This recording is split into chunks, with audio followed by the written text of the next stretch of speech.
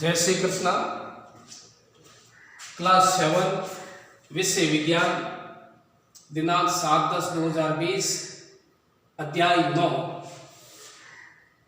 अध्याय 9 में मृदा प्राकृतिक संसाधनों में से एक है। पादपों की जड़ों को दृढ़ता से थामे रखता है और जल और पोषक तत्वों की आपूर्ति करके उनकी वृद्धि में सहायता करते हैं। और कृषि हम सभी को भोजन, कपड़ा और आश्रय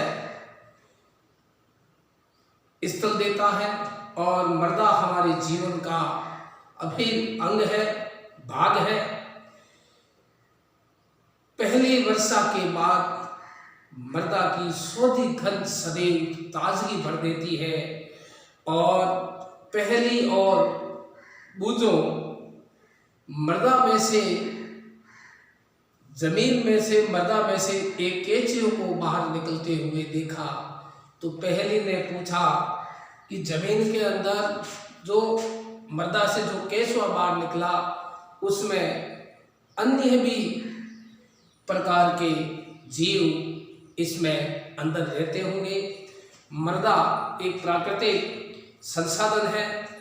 मृदा जीवन में भरपूर है। जैसे देखिए, मृदा के स्रोत बगीचे की मृदा और सड़क किनारे की मृदा, मिट्टी और ऐसे स्थान की मृदा जहाँ निर्माण कार्य हो रहा हो। जैसे कहीं पर निर्माण कार्य होता है, वहाँ की जैसे मतलब कंकर पट्टी मतलब मिट्टी अलग है, और एक बगीचा जहाँ पर हम निर्माण करते हैं उसके अंदर कंकड़ पत्थर नहीं होते हैं।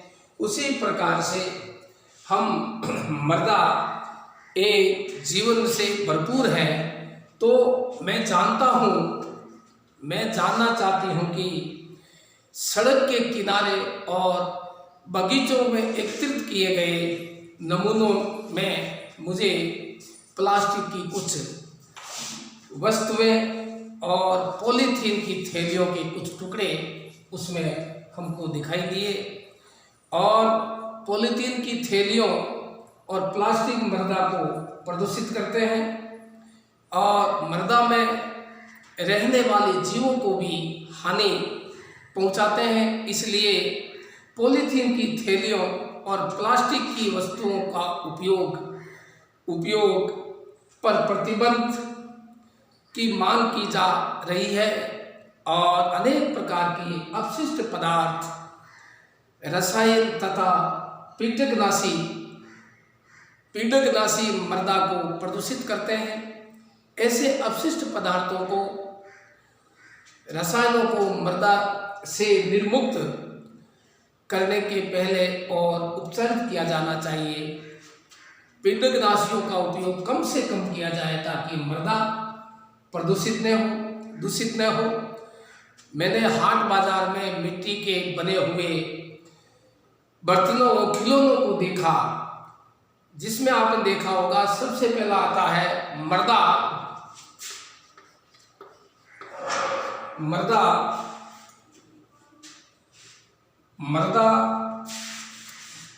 परिच्छेदिका। मृदा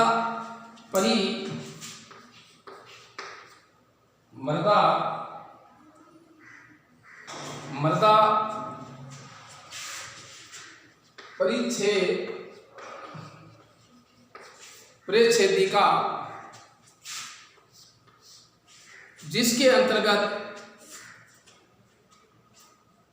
मृदा अनेक परतों से बनी रहती है।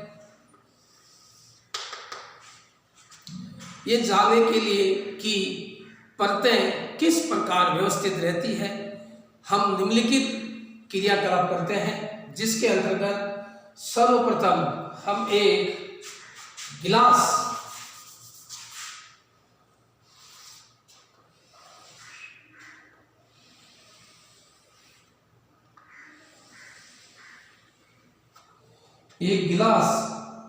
कांच की एक गिलास हम मृदा की परतों को बताते हैं। सर्वप्रथम परत के अंदर यहाँ पर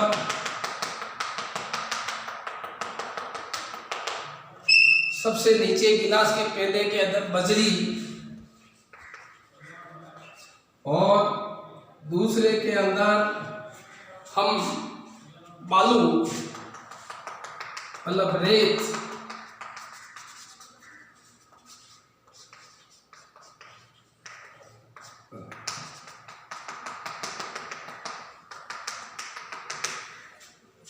गिलास के अंदर सबसे नीचे बजरी, उसके ऊपर हम बालू और उसके ऊपर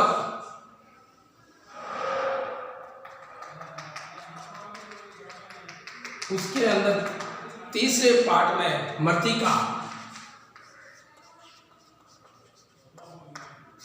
मृतिका डालते हैं और चौथे स्थान में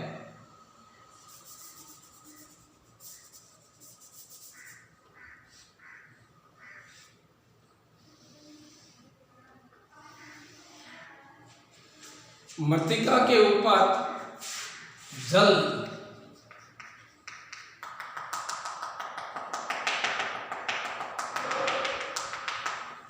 और उसके ऊपर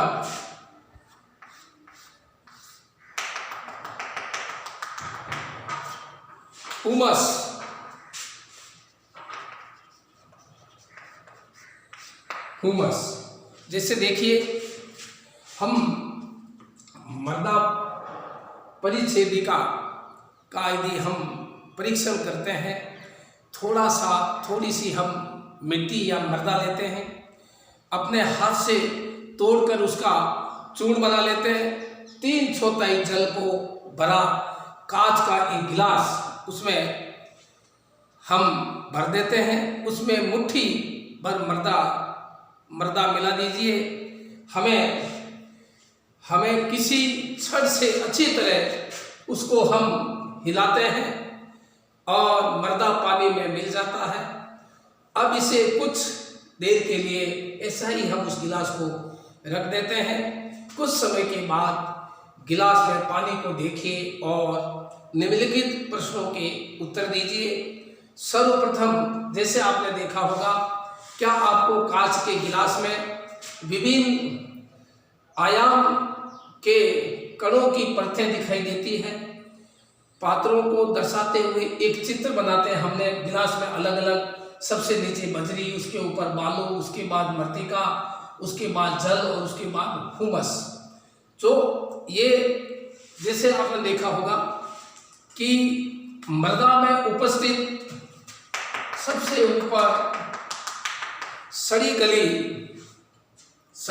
जैव पदार्थ हुमस कहलाते हैं। मृदा में उपस्थित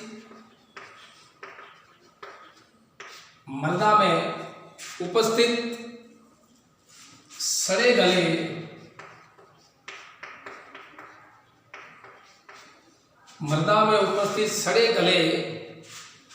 जैव पदार्थ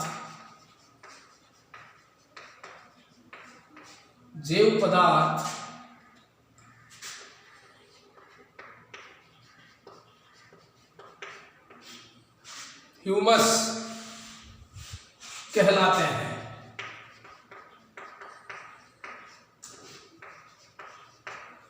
मृदा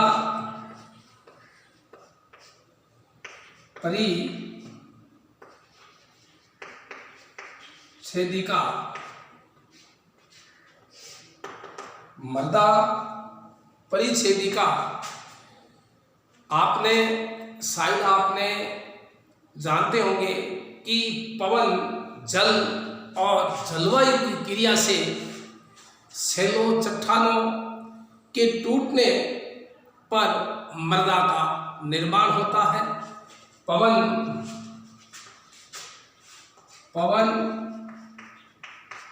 जल और जलवायु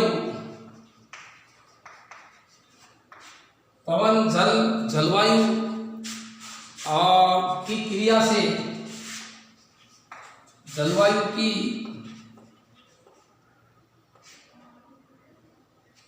क्रिया से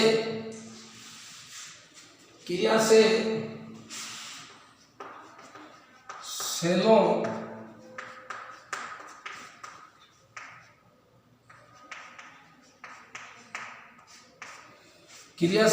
और चट्टानों के टूटने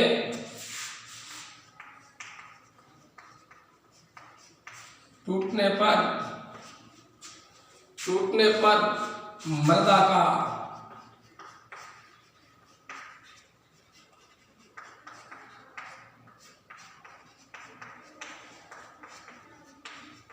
मृदा का निर्माण होता है। ये प्रक्रम अपक्षय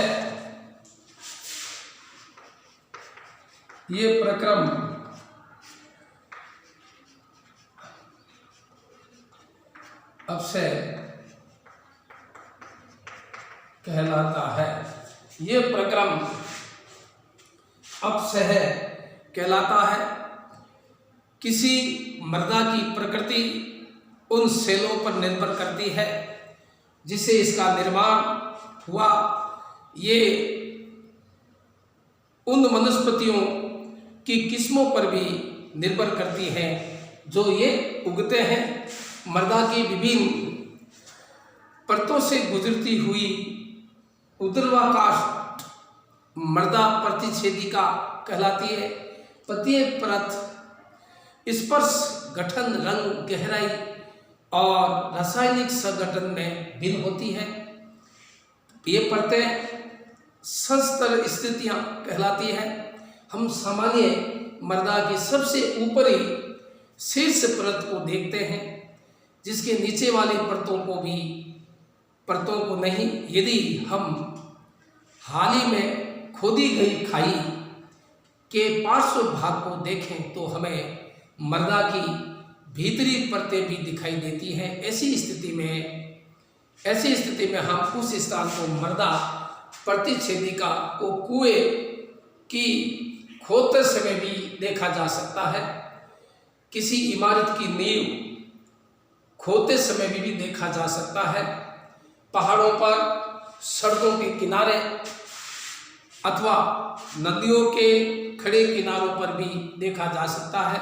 सबसे ऊपरी वाली संसर स्थिति सामान्यतः बारे में गहरे रंग की होती है, क्योंकि ये हुमस और खनिजों से समृद्ध होती है। हुमस मृदा को उर्वर बनाता है और पादपों को पोषण प्रदान करता है। ये परत सामान्यतः मृदा सांद्र और अधिक जल को धारण करने वाली होती है। इसे शीघ्र मृदा अथवा संसर स्थिति कहते हैं। शीर्ष मृदा कर्मियों, कर्तकों और छुछुंदरों और भृगुओं जैसे अनेक जीवों को आवास, आश्रय प्रदान करती है। ऐसे पादपों को जड़ें पूरी तरह से शीघ्र मृदा में ही रहती है। शीघ्र मृदा के नीचे की परत में हुमस कम होती है, लेकिन खनिज अधिक होते हैं। ये परत सामान्य अधिक कठोर और अधिक सहज घनी होती है और संसर स्थिति या मध्य परत कहलाती है। तीसरी परत सी संस्तर स्थिति कहलाती है, जो दरारों और विद्रोह मुक्त सेलों के छोटे ढेलों की बनी होती है। इस परत के नीचे आधार सेल होता है जो कठोर होता है। इसे पावड़े से खोदना कठिन होता है।